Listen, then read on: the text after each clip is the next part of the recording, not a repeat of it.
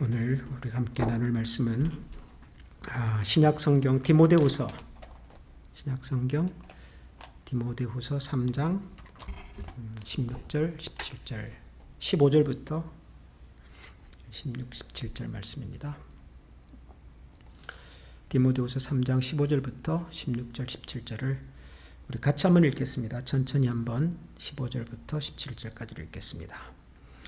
또 어려서부터 성경을 알았나니 성경은 능히 너로 하여금 그리스도 예수 안에 있는 믿음으로 말미암아 구원에 이르는 지혜가 있게 하느니라.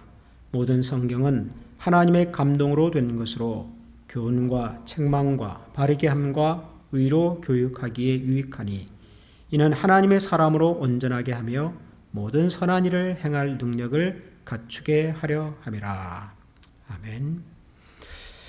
이번 가을 수요 성경 공부의 주제를 이렇게 성경, 하나님의 말씀, 그리고 또 사람의 글이라고 하는 그런 부제로 이제 살펴보려고 하는데, 오늘은 이제 두 번째 시간인데, 성경 한편으로는 하나님의 말씀이라고 하는 그런 정의를 가지고 있으면서 또 다른 한편으로는 사람의 글이라고 하는 특징을 가지고 있는 이 성경의 양면성에 대해서 같이 좀 생각을 해보겠습니다.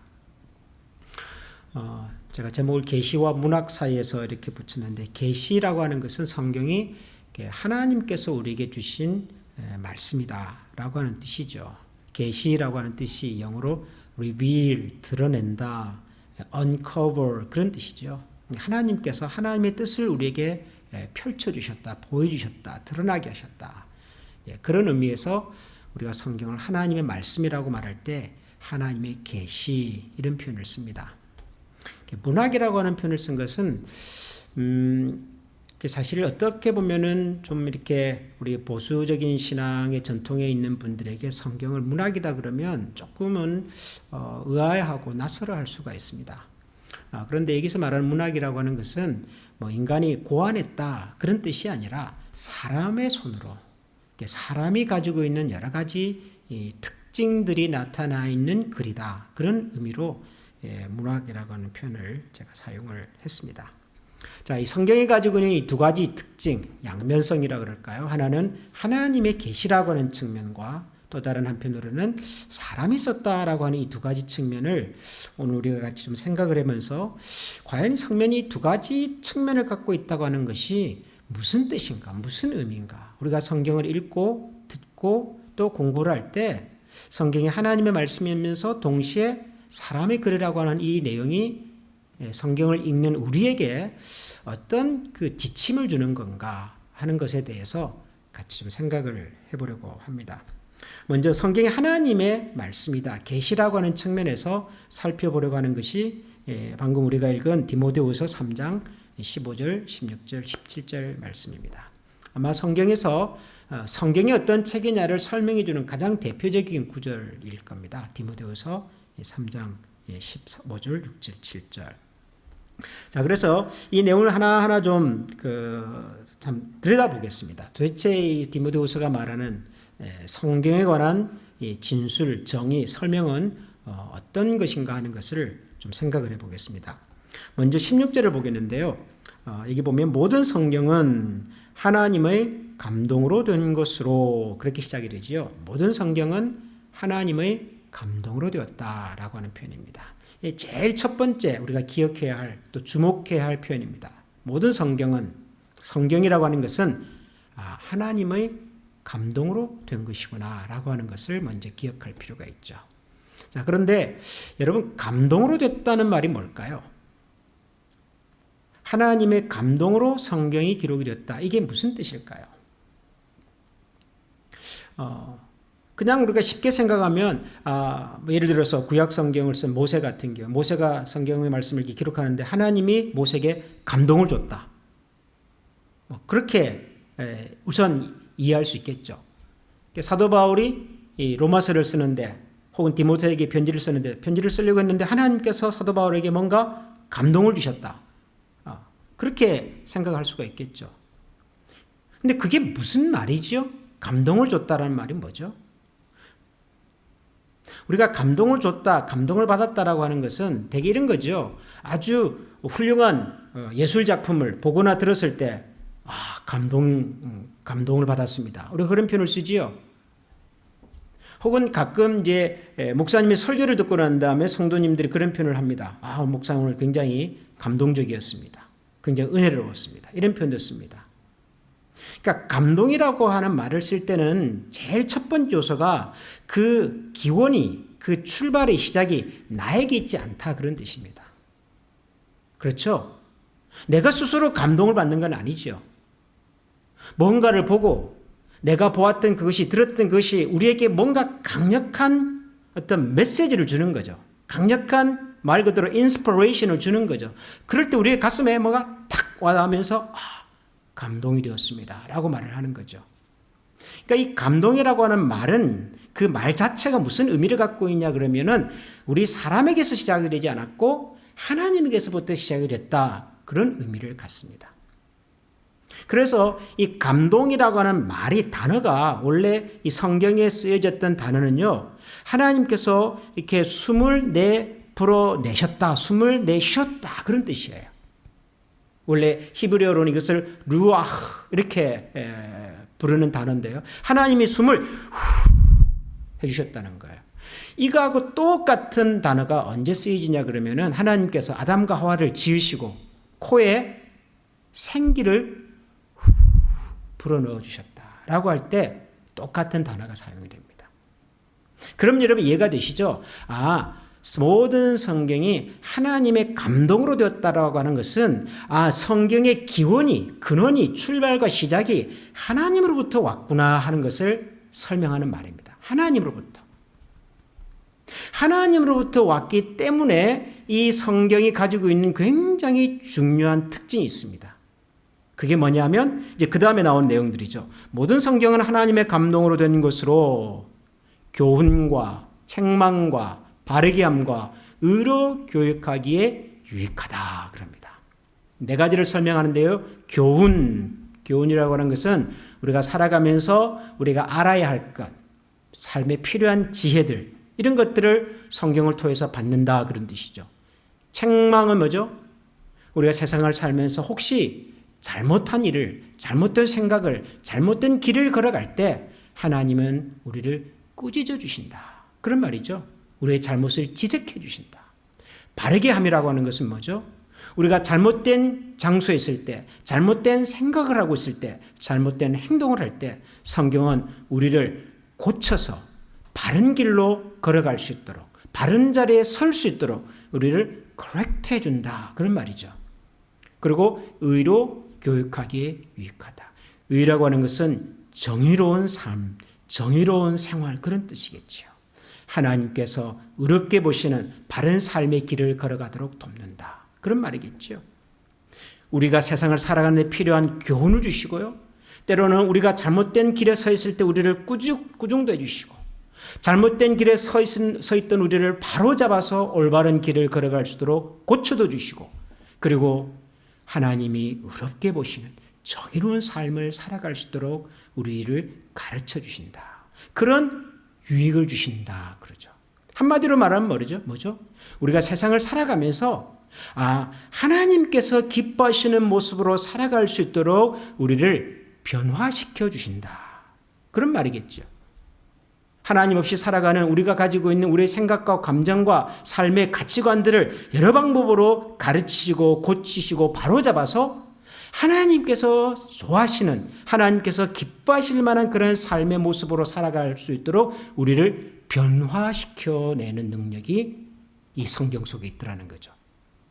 그래서 그렇게 변화된 삶의 궁극적인 모습을 성경은 그 다음에서 이렇게 얘기를 하죠. 17절에 보면 이는 하나님의 사람으로 온전하게 하며 모든 선한 일을 행할 능력을 갖추게 함이라. 하나님의 사람으로 온전하게 하며 하나님의 사람답게 살아갈 수 있도록 바로잡아주고, 그런 뜻이죠. 모든 선한 일을 행할 수 있는 능력을 우리로 하여금 갖추게 해준다. 뭐가요? 성경이.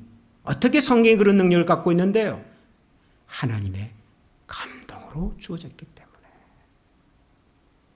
여러분, 이것을 뭐라고 그럽니까?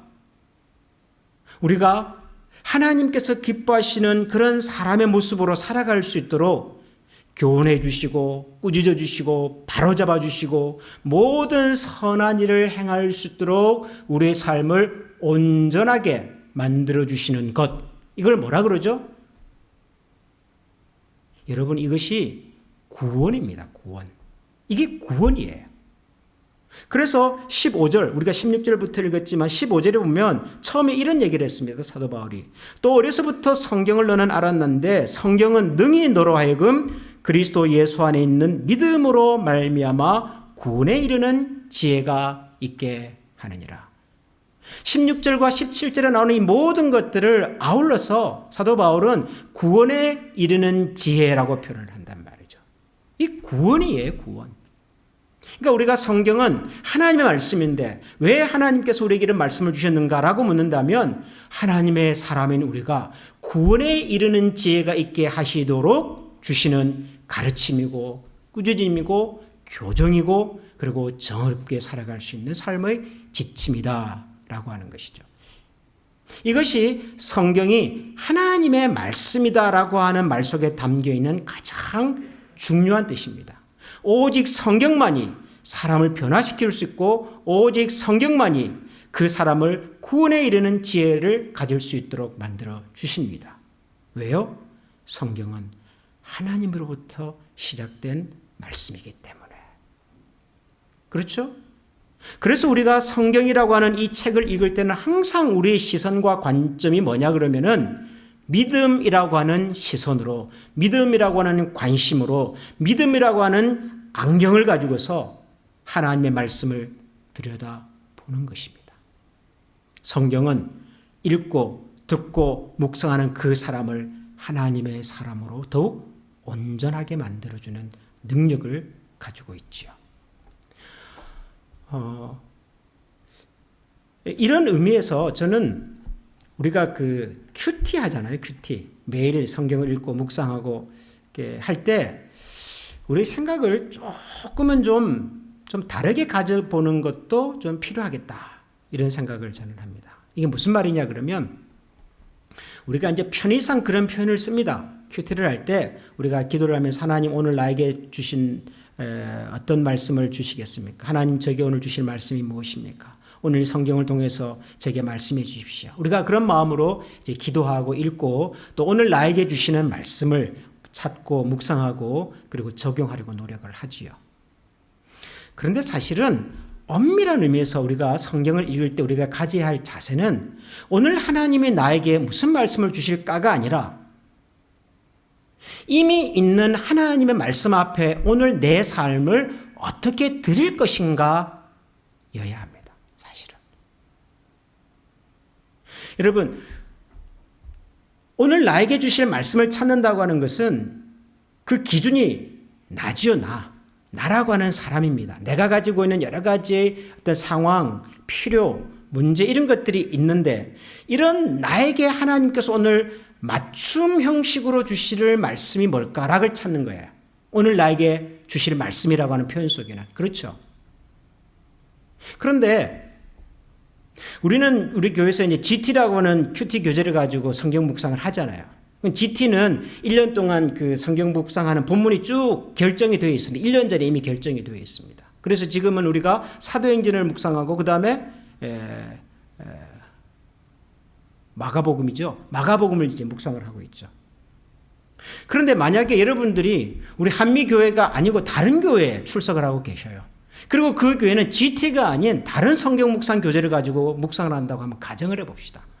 뭐 매일 성경이라든가 뭐 생명의 양식이라든가 뭐 여러 가지 큐티 교재들이 있으니까요. 그러면 그 큐티 교재는 우리가 가지고 있는 교재하고는 다른 본문을 아마 묵상하게 만들어 놨겠죠. 그 스케줄상.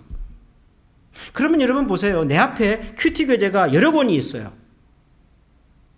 그럼 내가 A라고 하는 큐티 교재를 읽을 때는 A라는 큐티 교재가 갖고 있는 말씀을 통해서 오늘 나에게 주실 말씀을 찾는단 말이에요.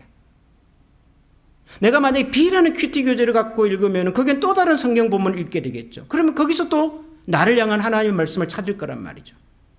C라는 큐티 교재를 읽으면은 또 C라는 큐티 교재가 우리에게 소개하는 성경 본문을 통해서 나를 향한 말씀을 찾겠죠. 그러면 여러분 A, B, C라고 하는 다른 큐티 교재를 통해서 우리가 그날 듣게 되는 메시지는 아마 다를 수 있죠. 성경 본문이 다르니까요. 그럼 도대체 나에게 주시는 말씀은 뭐죠? 오늘 나에게 주시는 말씀은 A 교재를 통해서는 A라는 메시지를 들었고 B 교재를 통해서는 B라는 메시지를 들었고 C 교재를 통해서 C라는 메시지를 들었는데 그럼 이 셋 중에 진짜 나를 향한 하나님의 메시지는 뭐죠? 약간 좀 묘한 상황이 되죠. 이게 잘못됐다는 것이 아니라 제가 드리고 싶은 말씀은 뭐냐면 똑같은데 결과는 똑같아요. 결론은 똑같은데요. 우리가 하나님 말씀을 읽을 때 우리가 가져야 될 진짜 자세는 뭐냐 그러면은 나에게 주실 말씀이 아니라 이미 하나님의 말씀은 있는데 영원 불변한 그 말씀이 있는데 말씀이 변하는 것이 아니라 우리가 변하는 거잖아요. 우리의 생각이 우리의 감정이 우리가 살아가는 삶의 환경이 늘 변하는 거잖아요. 변치 않는 하나님 말씀 앞에 내 삶을 가지고 가서 그 말씀의 원리와 기준과 약속 앞에 나를 드리는 거라고요. 말씀을 읽는다고 하는 것은. 그것은 A를 읽어도 괜찮고 B를 읽어도 괜찮고 C를 읽어도 괜찮아요. 그 말씀 앞에 여러 가지로 혼란스럽고 자신이 없고 불안한 내 삶을 그 말씀 앞에 가지고 가서 그 말씀 앞에 부딪혀보고 그리고 그 말씀이 오늘 나에게 교훈을 주시는지 나를 책망하시는지 혹은 나를 커렉트 하시는지 나를 정의롭게 살아가도록 격려하시는지 그걸 찾는 거란 말이에요. 그렇게 함으로써 우리가 어떤 사람이 되죠? 하나님의 사람으로 조금 더 온전해지는 거죠. 하나님의 말씀을 읽고 묵상하고 그 말씀 앞에 나를 드릴수록 그 말씀의 묵상과 말씀의 이해와 그 말씀을 사모하는 깊이가 더 깊어질수록 우리의 삶이 하나님 보시기에 그만큼 더 온전해지는 거죠. 그리고 그렇게 지속적으로 하나님의 은혜 안에서 온전한 성도의 삶을 살아가는 것을 성경은 믿음 안에서 구원의 지례가 자라는 것이다 라고 말을 한다는 거죠. 하나님 말씀은 우리 모두를 하나님의 사람으로 더 온전하게 성숙하게 만들어주는 놀라운 능력을 가지고 있습니다. 하나님의 말씀이기 때문에요. 그 다음에 이제 두 번째, 성경이 가지고 있는 두 번째 특징이 뭐라고요? 사람이 썼다는 거죠. 사람이 썼다. 하나님의 말씀이지만 하나님이 직접 기록하지 않고 사람을 통해서 기록을 했다는 거죠. 여기에 우리가 성경이라고 하는 이 우리 신앙의 표준 문서를 읽을 때 우리가 가져야 할 굉장히 중요한 또 지침이 몇 가지 있습니다. 이것과 관련된 굉장히 중요한 성경 구절이 하나 있는데요. 그것은 누가복음입니다. 누가복음 1장 1절부터 3절까지를 한번 보겠습니다. 이것도 같이 한번 읽어보겠습니다. 우리 중에 이루어진 사실에 대하여 처음부터 목격자와 말씀에 일꾼된 자들이 전하여 준 그대로 내력을 저술하려고 붓을 든 사람이 많은지라. 그 모든 일을 근원부터 자세히 미루어 살핀 나도 디오빌로 각하에게 차례대로 써보내는 것이 좋은 줄 알았노니 이는 각하로 알고 있는 바를 더 확실하게 하려 함이로라. 누가복음을 쓰면서 누가가 제일 먼저 서문이라고 할 수 있는 이 부분에 이런 얘기를 했습니다. 자, 재밌어요. 가만 들어보면은. 자, 우리 중에 이루어진 사실에 대하여 이게 이제 뭘까요? 누가복음은 예수 그리스도의 생애에 대한 기록 아니겠습니까? 마태, 마가, 누가, 요한이 다 마찬가지입니다. 예수님의 생애죠. 예수님의 말씀에 관한 기록이죠. 자, 우리 중에 이루어진 사실에 대하여 예수 그리스도 그분의 생애와 그분의 가르침과 그분의 죽으심과 부활과 승천 이런 모든 예수님과 관련된 이 사실에 대하여 처음부터 목격자와 말씀에 일꾼된 자들이 전하여 준 그대로 내력을 저술하려고 붓을 든 사람이 많았다. 무슨 말이죠? 내력을 저술하려고, 내력이라고 하는 말은 쉽게 말하면 이야기입니다. 이야기. 그분에 관한 이야기, 뉴스, 내러티브 그런 말이에요.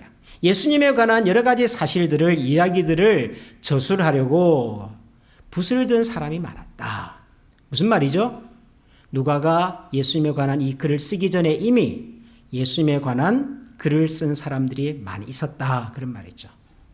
실제로 우리가 성경에 가지고 있는 이 네 권의 복음서 중에서 가장 먼저 기록된 성경이 마가복음입니다. 제가 마가복음 묵상하면서도 토요일에 한번 말씀드렸는데요. 마가복음이 제일 먼저 기록이 됐어요. 그러니까 누가가 누가복음을 기록하기 전에 어쩌면 마가가 쓴 마가의 복음서를 읽어봤을 가능성이 많습니다.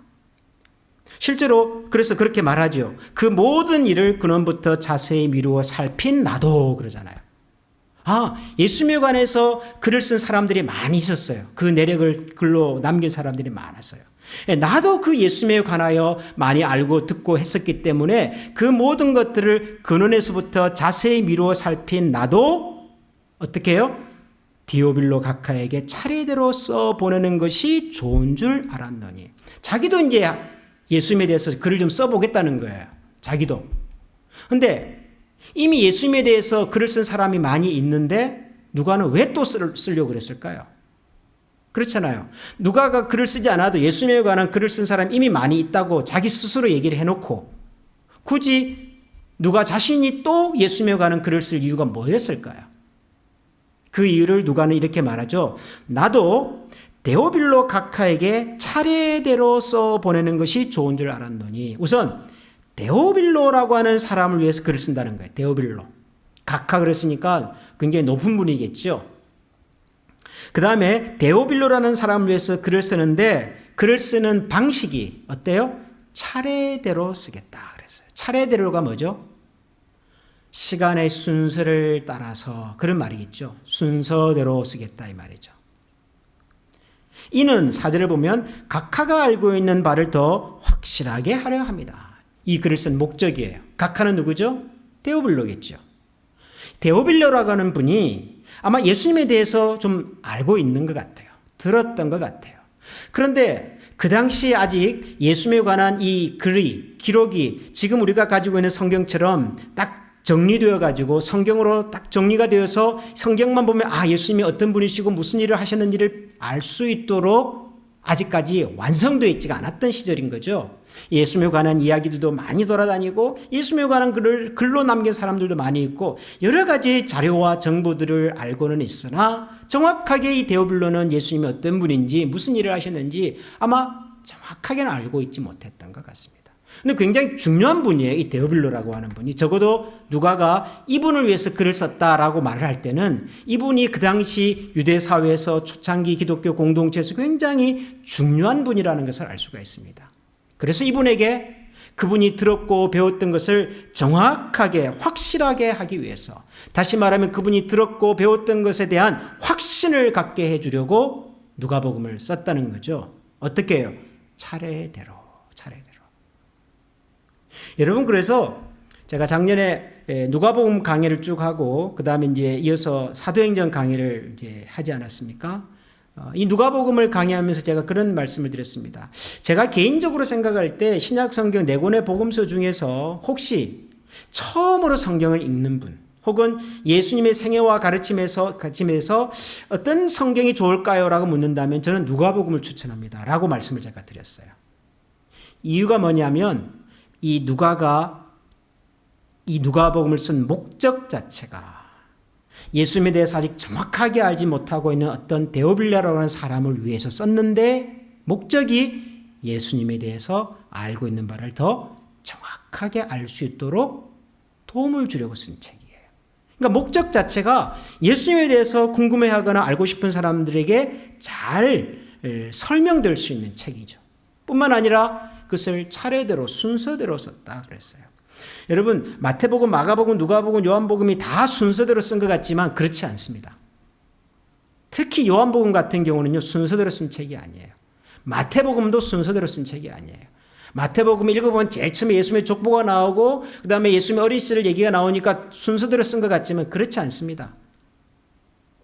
중간에 보면요 예수님의 설교가 굉장히 많이 들어가 있어요. 마태복음 같은 경우는. 그 설교가 다 비유잖아요, 비유.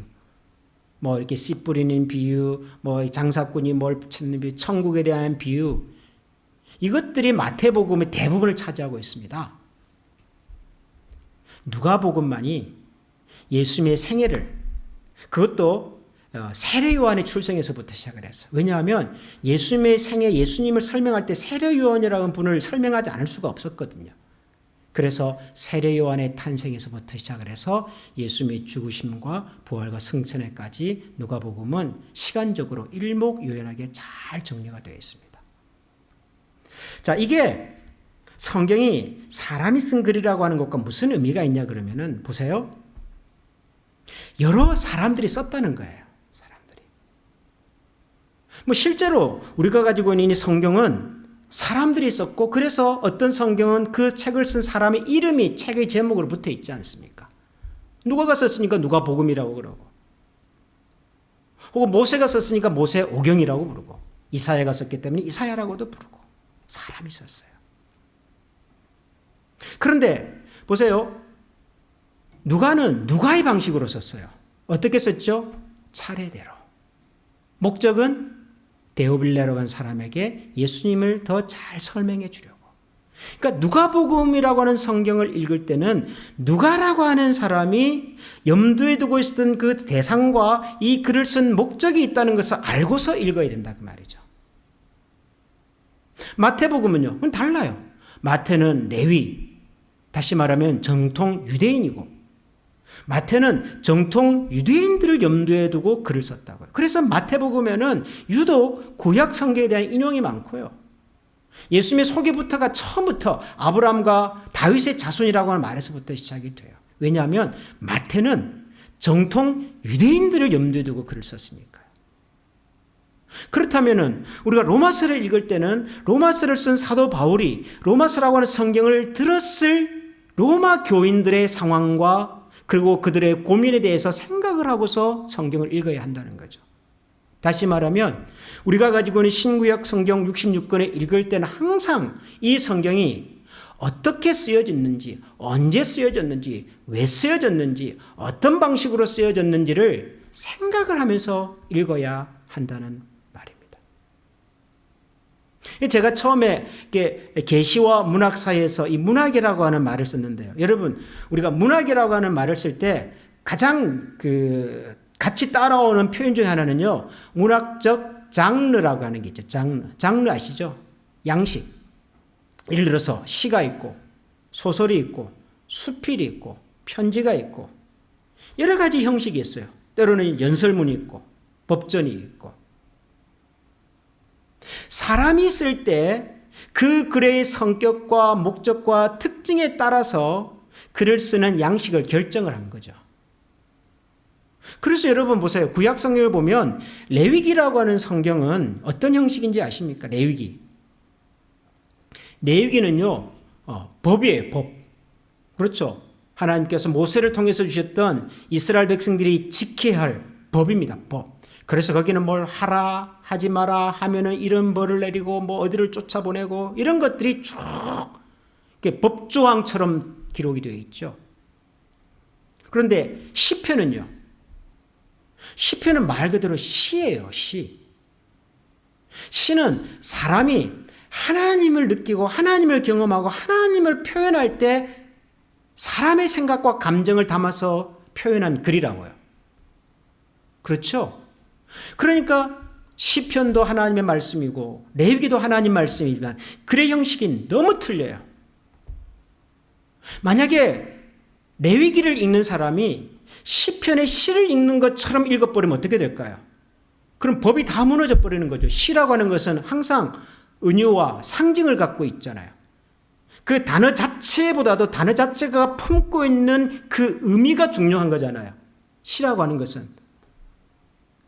우리 윤동주 선생님께서 쓰신 서시라고 하는 그 이 짧은 글 속에 사람들은 그분이 그 당시에 자기 조국에 대해서 가졌던 젊은이로서의 좌절과 슬픔과 그리고 미래에 대한 희망, 이런 것을 품고 있다라고 이해하잖아요.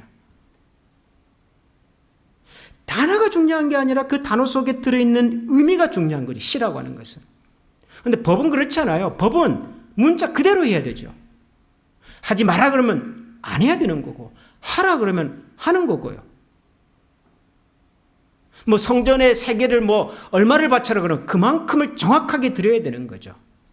그러니까 우리가 레위기를 읽는 태도랑 시편을 읽는 태도가 다른 거죠. 신약 성경도 마찬가지죠. 대표적으로 계시록이라고 하는 성경은 그는 아주 고도의 상징성을 갖고 있는 단어들이 들어있는 글입니다. 그런데도 이상한 사람들은 요한계시록에 나오는 숫자나 어떤 표현들을 그대로 가져와가지고 무슨 뭐 666이 어떻고 거기에 뭐 일곱 대접이 어떻고 그 용이 어떻고 이것을 뭐 여러분 거기에 나오는 숫자와 단어들은 다 하나같이 상징적인 의미를 갖고 있단 말이에요. 근데 그걸 다 빼버리고 거기에 나와 있는 바벨론이라는 말, 무슨 용이라는 말, 여자라는 말, 무슨 숫자 이런 걸 가지고 그대로 짜맞추기를 해버리면 성경을 완전히 소설로 만들어버리는 거죠. 그런데도 사람들이 성경을 읽을 때 그런 우를 많이 범합니다. 그냥 성경에 있는 그대로 그냥 얘기를 하고 그러면은 사람들은 그것이 하나님의 말씀이라고 생각하고 아멘 그래 버리는데요. 하나님의 말씀이라는 뜻은 무조건 성경의 내용에 대해서 아멘 하라는 말이 아니라 이 말씀은 우리를 변화시켜서 구원에 이르는 지혜가 있게 하시는 하나님께서 우리에게 주신 언어고 내용이고 가르침과 교훈이라는 뜻이지 여기에 있는 내용을 무조건 아멘 하라는 게 아니란 말이에요. 그 말은 성경이 틀렸다는 말이 아니라 성경을 읽을 때 우리가 이 말씀을 왜 주셨지? 사도 바울은 왜 이런 표현을 했을까? 누가는 왜 이런 얘기를 했을까? 생각하고 고민해보고 질문해보는 거죠. 질문해보는 거. 그것이 지난주에 우리가 그 사도행전 17장에서 베레아 사람들 얘기할 때 우리가 살폈던 내용 아니겠습니까? 베레아 사람들은 신사적이어서 그랬는데 그 신사적이라고 하는 말이 뭐 젠틀하다 그런 뜻이 아니라 기품이 있다. 신앙의 근본이 있다. 그런 뜻이거든요. 뭘 보고 사도 바울이 그랬죠? 그들은 하나님 말씀이 그런가 하여 상고했다. 상고란 말이 뭐라 그랬죠? 질문하다. 의문을 품다.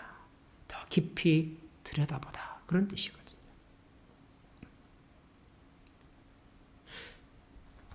우리가 하나님의 말씀의 성경을 읽을 때 항상 이 두 가지 생각을 가지고 읽어야 합니다. 첫 번째는 나를 하나님 말씀에 맞추어 가는 것입니다. 나한테 맞는 말씀을 가져오는 것이 아니라 그 말씀 앞에 나를 가지고 와서 나를 맞춰 가고 그럼으로써 우리가 하나님의 사람으로 더 성숙해지고 더 깊어져 가는 것, 구원에 이르는 지혜를 얻게 하는 것. 이것이 첫 번째로 우리가 성경을 대하는 자세고요. 그러기 위해서 과연 말씀이 그러한가 항상 생각하고 질문하고 곱씹어보고 이것을 시편 기자는 주야로 묵상한다 그랬죠. 묵상이라고 하는 말은 되씹는다 그런 말이죠. 다시 한번 생각해보고 또 생각해보고 또 생각해보고 우리가 먼저 늘 하나님의 말씀 앞에서 우리 자신들을 말씀의 빛 앞에 드리고 또 그 말씀이 우리를 변화시켜서 우리 모두가 다시 한번 하나님의 말씀의 사람들로 깊어지고 더 든든해지는 신앙의 사람들이 되기를 소원합니다. 기도하겠습니다. 하나님 아버지, 생각해 보면 이 시대에 하나님을 믿는 사람들은 참 많지만 구원에 이르는 지혜가 깊고 풍성하고 그래서 그 지혜로 또 다른 사람들을 구원에 이르는 길로 이끌고 안내할 수 있는 사람들이 많지 않습니다. 하나님, 우리 한 사람의 신앙을 붙들고 살아가기도 참 쉽지 않은데 누군가의 신앙을 돌아보고 돕고 섬긴다고 하는 것은 더더군다나 힘든 일이겠으나 성경은 우리에게 분명하게 약속하기를 모든 성경은 하나님의 감동으로 되어서 교훈과 책망과 바르게 함과 의로 우리를 교육하기 유익하고 무엇보다도 하나님의 사람으로 우리를 온전케 하는 능력의 말씀이라고 가르쳐 주셨습니다. 그러므로 먼저 우리 자신이 이 하나님의 말씀 앞에 헌신된 삶을 살도록 도와주시옵소서. 말씀이 우리에게 뭔가를 주실 것을 기대하기 이전에 우리가 어떻게 말씀의 가르침 앞에 순종하고 말씀의 가르침 앞에 우리의 생각과 감정과 의지와 뜻을 복종시켜 낼 수 있는지를 고민하고 그럴 수 있는 지혜와 용기를 하나님 앞에서 구하며 살아가는 저희들이 되게 하여 주시옵소서. 그래야 우리가 세상을 살 때 만나는 여러 위기와 도전과 어려움 속에서도 우리 스스로는 무너지고 넘어질 수밖에 없지만 말씀의 능력이 우리를 붙들어내시고 그 말씀의 능력으로 오늘도 우리를 승리케 하시는 하나님을 경험할 수 있는 우리 모든 종들이 되게 하여 주옵소서.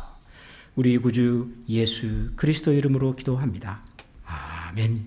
하늘에 계신 우리 아버지 이름을 거룩하게 하시며 아버지의 나라가 오게 하시며 아버지의 뜻이 하늘에서와 같이 땅에서도 이루어지게 하소서.